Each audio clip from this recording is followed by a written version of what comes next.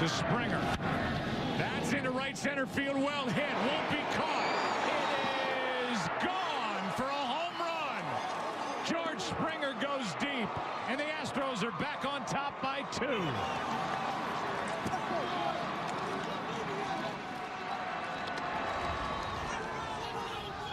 Home run history was made in all types of crazy ways in the World Series, now tied at 1 game apiece. Hey, welcome to SI Now. Maggie, that's Robin. We're here with you. The Astros and Dodgers combined for 5 home runs in 2 innings, and the Stros even the series with an extra innings win. Here's a closer look inside the awesomeness of Game 2. Robin, did you know the 5 home runs in extra innings were the most ever in a baseball game, not a postseason game, any game ever? Also, the Astros, it was their first World Series win in franchise history and the Dodgers' first loss at home in this postseason. 8 home runs is the most hit in a World Series game. The 8 home runs were hit by 8 players, and it was the first career World Series homer for all 8 of those players. The Astros, it was the first team to ever homer twice in the same extra inning of a World Series game, and the first team ever to homer in the 9th, 10th, and 11th inning of a postseason game period. And of course, the Dodgers bullpen, they had been indestructible, but their streak of 28 consecutive scoreless innings came to an end against righty Brandon Morrow in the 8th inning. The Dodgers were 98-0 when leading after 8 innings this season, including the playoffs, the only team in Major League Baseball without such a loss until, of course, last night. Now the series moves to Houston with Game 3 on Friday, and since the World Series moved to the current 2-3-2 format, that was in 1946, there have been 34 series tied at 1-1.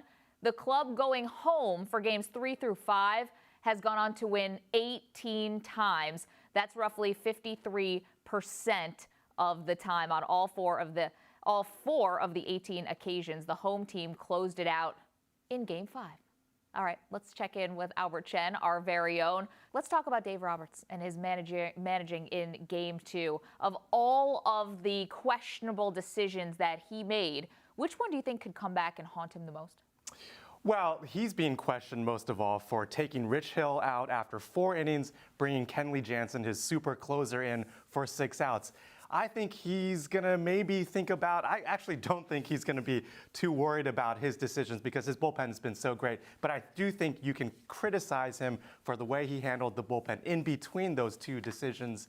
Particularly, I mean, there were just guys coming in. Ross Stripling, for example, coming in to face one guy. Brandon Morrow's been so good that maybe you kind of question whether Morrow should have come in. And, you know, all these questions build up towards the fact that you don't want Josh Fields and Brandon McCarthy to be pitching in high leverage situations in a World Series game, and that's what this became, and it was just not an ideal situation. Obviously, every World Series win is significant, but this one may have been particularly significant for the Astros, given that they got to Jansen, given that they've struggled on the road this postseason, just 2-5 on the road and 6-0 at home. They've outscored opponents 31-7 in their own stadium there. How much trouble are the Dodgers in? Well, look, they're in a little trouble here. I mean, the thing is, we were in the 8th inning there, and we all thought, this series isn't coming back to LA. This series is over. So given that, and now we're going to Houston, I think you give the Astros a slight edge going forward. They were tied for the best home record during the regular season. You look at the pitching matchups going forward, you got Yu Darvish against Lance McCullers. That's a very close matchup. Then Alex Wood and Charlie Morton. These pitching matchups are very close, but man, you go to Houston, we've seen playoff games there. It gets very loud there, and it's gonna be an incredible 3 games in Houston. The Dodgers, I mean, look, they're okay, they're fine, but where they were just, I don't know, 12 hours ago, I mean, they have to feel like they are, I don't know, that's not a great flight back over to Houston.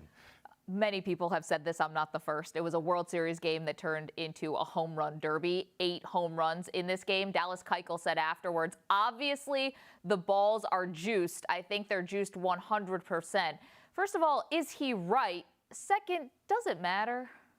Well, if it produces World Series games like last night, I'm all for juiced baseballs. I mean, I think that, you know, you walked into any clubhouse over the last few years and turn off the tape recorder, put away the notebook. This is the topic of conversation. Juice baseballs, or at least baseballs that are just a little bit different in the past. But, the game changes. And, whether it's strategies that change or ballparks are a little bit different, I think juice baseballs or altered baseballs, that's just part of the evolution of the game. And I think it's clear that players and pitchers and coaches, it's all been sort of accepted. And you know what? This is a pretty good brand of baseball, I would argue, actually. And there's still some really great pitching out there. And theoretically, there'd be no advantage to anyone because the playing field would be even. Everybody's using the same baseball. But if there is a combination taking advantage of a possibly juice baseball, it could be Altuve and Correa. Those two guys have been awesome. Are they the best shortstop, second baseman hitting combo ever? Ever. Wow. That's considering Carlos Correa is 23 years old. Maybe we'll give it a little time, maybe a few more weeks. But look, they are tremendous. It's a really interesting conversation to have. I think you could argue that the way these guys' careers are going to project going forward, that absolutely they're going to be potentially in the conversation. But you got to go back in history. There have been some tremendous combos, whether it's Whitaker, Trammell, and Pee Wee Reese, Jackie Robinson, some iconic ones. More recently, Chase Utley, Jimmy Rollins. Let's not forget about recent history here. Between them, I think 9 World All-Star appearances, an MVP, and they have actually won a World Series. And we'll see if this combo can come through with that. Yeah, Utley and Rollins, teammates for 12 years, went to 2 World Series and, of course, won 1. Albert Chen, really appreciate it. We'll be talking to you again soon as this World Series continues. Thanks, guys.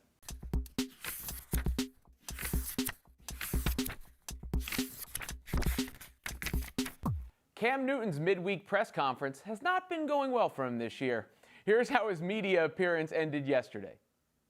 Big chunk plays kind of get to that energy, I think, that you're talking about.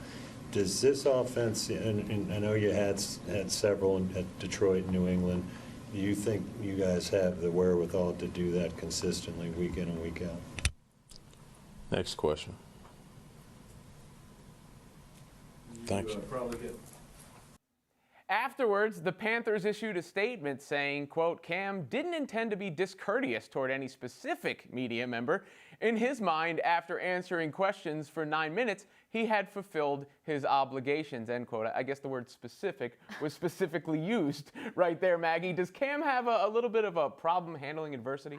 Clearly he does, and clearly he has a problem with the media. What I'm shocked about is these questions are so innocuous. These are not meant to be combative questions from the media. So why would Cam have such an issue answering them? In that clip, he just looks bored to me, and maybe a little bit, I'm interpreting it, maybe it's just a little bit of arrogance. But Cam has been called a front runner in the past, and I think he's showing it there. Even though the Panthers have a winning record, their offense is not doing so great. They're 22nd in points, 19th in yards, they're 21st in rushing yards, middle of the pack, 16th in passing yards.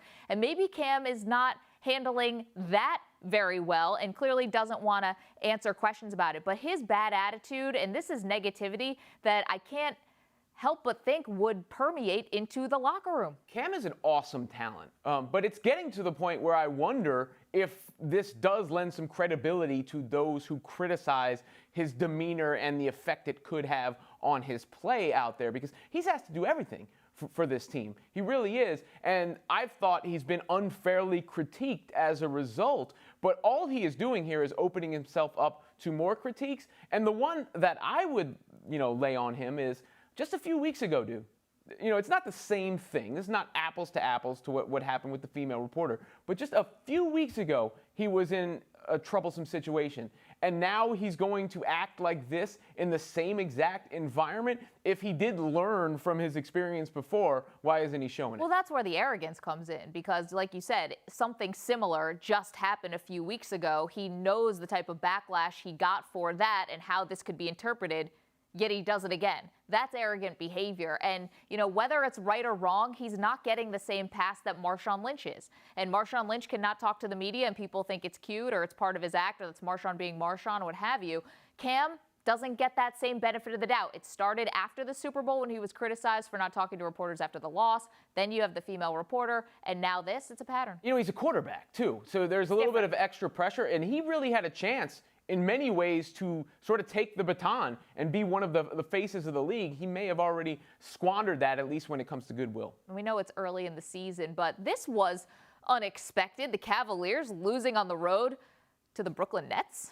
Cleveland hasn't lost to Brooklyn since March 24th of 2016, but it happened last night. Ty Lue said after the game, we're running around out here worrying about getting the Brooklyn draft pick when they may want our pick. Oh no, did this win reveal more about Brooklyn or more about Cleveland, Robert? I would say it actually revealed a little bit more about Brooklyn. You know, Brooklyn down its two best players. D'Angelo Russell didn't play last night. Jeremy Lin out for the season, and they were still able to win. They are building something sustainable there. If one was choosing a team to root for in New York, the choice would be easy right now to be the one in Brooklyn. But they have a good general manager, it looks like, in Sean Marks, who knows what he's doing, a good coach in Kenny Atkinson. They play hard. They've got some good young pieces. What it revealed about the Cavaliers is sort of what I already knew. Their roster is old, and they're going to struggle in back-to-backs. They lost to the Magic on a back-to-back. They lost to the Nets on a back-to-back. LeBron James is really the only player on that team playing well right now. What you kind of wonder after the game is, do they now consider trading that Brooklyn pick? Because with every win, that pick goes down for them. And with every loss and every time they don't look good, they know they need those roster upgrades, particularly with youth on the perimeter. Yeah, I mean, the one thing is everyone else in the NBA now knows that the Nets are probably going to be a scrappy team, and that pick is not going to be as good as you thought when they ended with the second worst record in the league a season ago.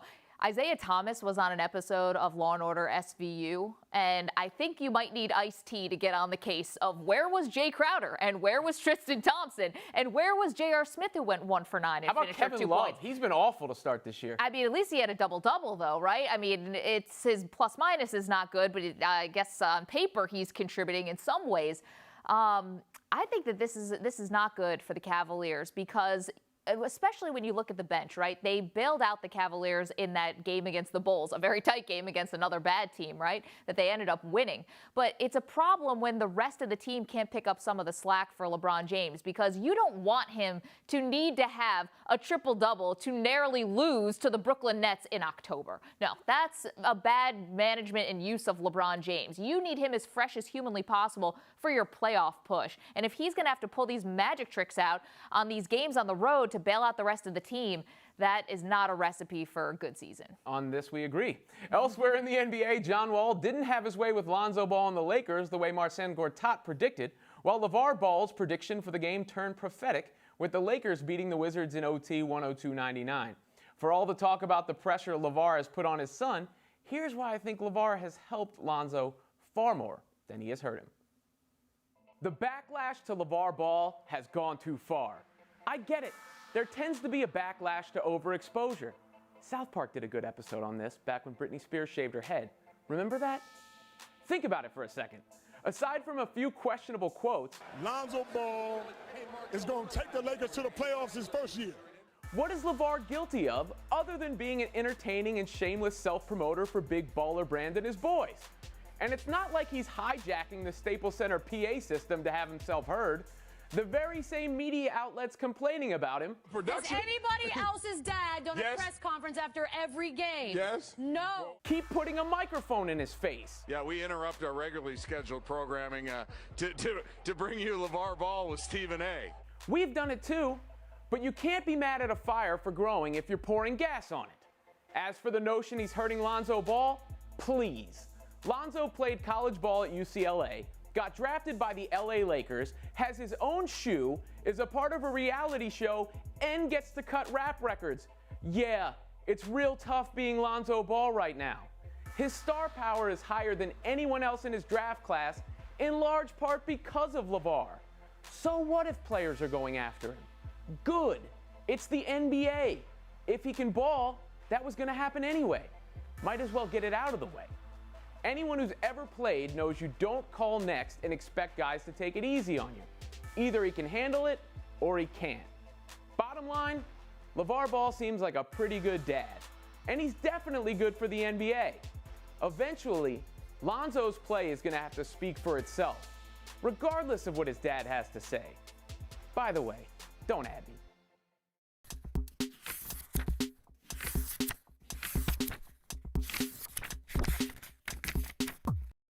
The book is Golden Days. The author, one of our very own, Jack McCallum, the Hall of Fame writer and NBA scribe, and of course, accomplished author. You've done it again, Jack. And this one, very, very interesting because you basically use Jerry West as almost a thread from looking back at his days as a Laker to now the Golden State Warriors, of which he was a consultant for them and really involved in a lot of high-level decision-making. What is one thing that you took from Jerry's time as a player and GM for the Lakers that you think really applied to how he was with the Warriors? I think the thing about Jerry that makes him unusual, he's going into the 80th year of his life. That's no secret. He's remained relevant in this league since 1960. One of the interesting things about him, Maggie, is he still registers as a player somehow. He's been management. He stopped playing in '74. He was coach for 3 years. Then he was basically been management. But somehow when he's around players, he always has a way of registering that he's still a player, not just because he's the logo. Jerry comes down, and everyone I talked to about on the Warriors always said something like, Jerry always had something to say. He didn't go back and talk about what he was like when it was in his day.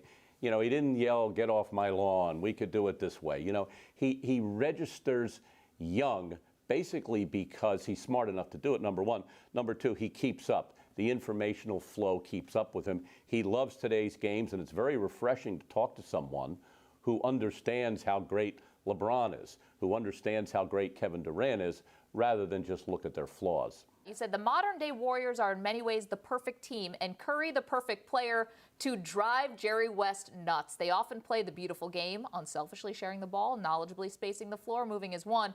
But the Warriors are also subject to bewildering periods of carelessness when they throw the ball around like kids in a playground dodgeball game. West is looking at you, Steph, and in no universe would West choose Curry over Durant. Why is Durant over Curry a no-brainer for West? And do many in the Warriors share that same sentiment? Well, I think Curry and Durant is an interesting dynamic, which obviously I went into a lot in the book. Kevin Durant is in many ways a throwback. I mean, he's an evolutionary player. He was all the things you want in a basketball player: shooter, passer, defender, court awareness, rebounder, suddenly in this 7-foot frame. But there's a lot of kind of no nonsense in his book. When I was talking to Durant, he said, you know, Russell Westbrook does this, Steph does the long shots, LeBron has revolutionized the position. I only like to do something to watch the ball go into the basket. There's something very basic and fundamental about Kevin Durant. Jerry, really respects Curry, but Curry will drive Jerry nuts a little bit more. All of a sudden, he'll come down and whip a behind-the-back pass behind, and Jerry will go like that at the same time Curry is. Durant really doesn't do that. The mistakes that Kevin makes are not really the mistakes you make when your game is out of control. They're just done within kind of the flow of the game. Who is the most important Warrior on this current team? Well, the way I described it was Durant is that evolutionary player who became all those things you want into a 7-foot body. To me, the one, however, that really changed it, who I think of as a revolutionary player, is Curry. And that's basically because the distance from which he is now shooting accurately completely changes the geometry and physics of the game. One of the people that talked about that with me was Greg Popovich. I expected him to say, off the record, maybe, well, Steph shoots too much, and come on, let's move it in a little bit. And it wasn't. He said, you have to set your defense to stop Steph Curry. That's the first thing you have to do. Then they force you to play small because your big guys can't get out there and guard people on the pick and roll. But guess what? Their small team's better than your small team. So Curry, to me, is the one that made them really different. And he did win a championship without nothing taken away from Kevin Durant, who's probably going to be in the top 20, 25 of all-time players. But they did win a championship without him, and that was mostly because of Steph. Obviously, team chemistry is so important, and for that, Draymond Green occupies a very unique spot because he's so important to what they do on the court, yet off the court, he can be maddening in a lot of ways. Do you find that the team, this is not meant to be negative, but do they more tolerate him off the court because they realize his importance on the basketball court, or do they genuinely like the Draymond antics, if you will? The biggest thing that I had wrong going into this book, and I didn't know Draymond, don't cover the league on a full-time basis. The biggest thing that I had wrong was that I thought I would go there and find that Draymond's knucklehead factor was just way too high. and that off the record I would hear whispers of, we got to calm him down. I'm thinking about putting him on the bench, and completely wrong. Completely wrong. Draymond is of utter organic importance to that team. He binds them together. They know, obviously, they need his toughness. Draymond gives them that dimension. Interestingly, one of the interesting things I found out from Steve Kerr was that David West, who came to the team, really smart guy, been around, his self-appointed duty was almost to be Draymond's protector, if you will, because Steve Kerr said something to me. He said, Draymond has to do something that's very hard, and that is walk up to that line but not go over it. And sometimes he's gone over it. But it's a role that no one else in the Warriors have, almost like a hockey enforcer, but yet somebody with a complete game. I mean, Draymond's an all-star. So he's asked to do rebound, shoot three-pointers, sometimes engineer the offense, and be the enforcer. I'm trying to think back at somebody really who, Maurice Lucas, but he was more of an inside type of player. So Draymond's pretty unique, and I didn't appreciate that when I started the book. A lot of this book is about sustained excellence and sustained success. Clearly, when you have Jerry West as the thread that weaves through the book, you're going to find that theme. But do you feel like this Warriors team will have this same run of dominance that perhaps Michael Jordan's Bulls had?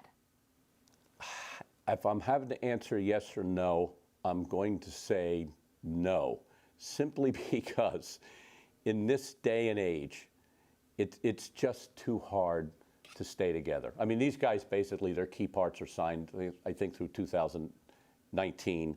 I think maybe Clay's 2020.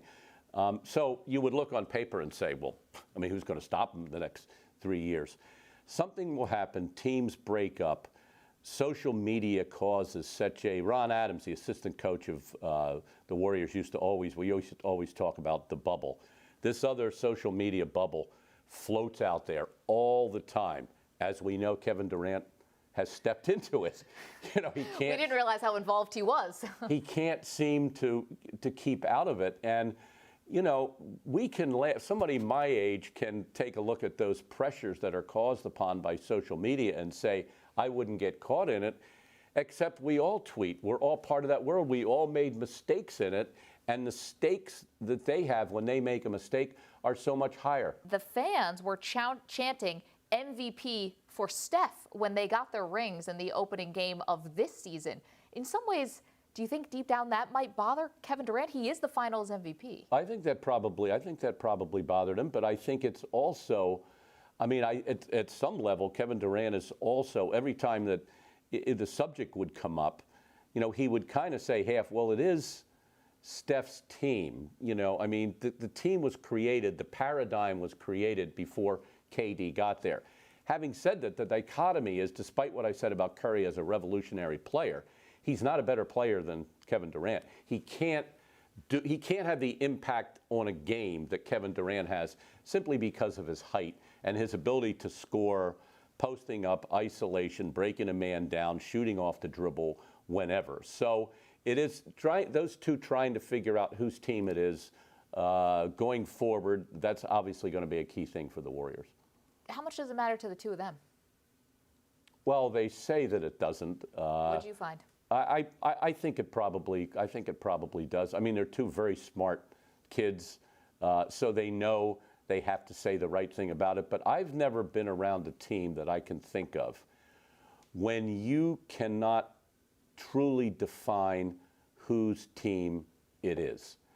It was Michael's team. It was Magic's team when they had Kareem.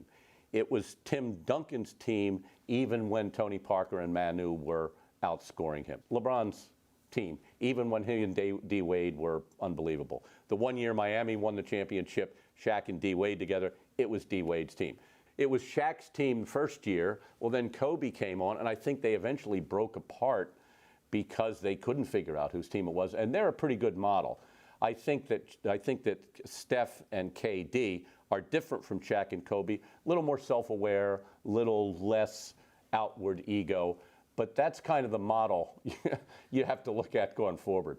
That's not good. That's not a great model, even though it was very successful. But they won. It was very successful. Won 3, and in this day and age, to win 3 in a row, and that's what I said in the book. I said, as great as we think the Warriors are, and they are, here's their biggest challenge right now. They got to win 2 in a row. They got to win 2. Jack, thank you. The book's fantastic. Golden Days is the title. Thanks for being here. Thanks for having me, Maggie.